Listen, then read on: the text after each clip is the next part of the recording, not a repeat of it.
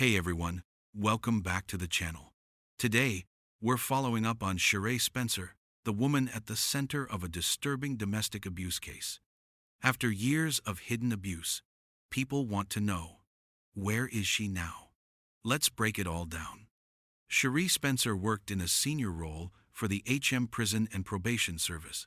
For around 20 years, she was married to Richard Spencer, and behind closed doors, she repeatedly subjected him to physical, emotional, and controlling abuse.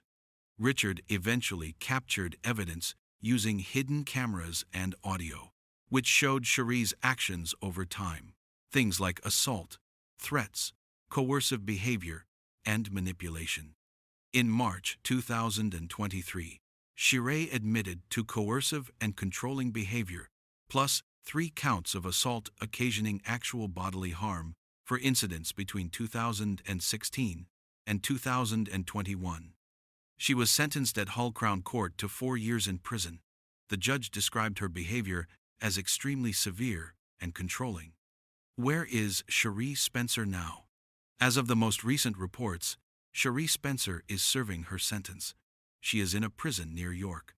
She was initially held at HMP Newhall, which is higher security, but was later transferred to Ascombe Grange, an open prison.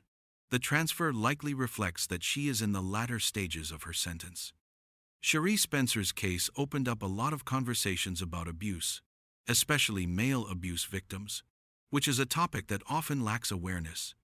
Right now, she's imprisoned, and her story has become public through documentary work that shows the impact of 2 decades of abuse.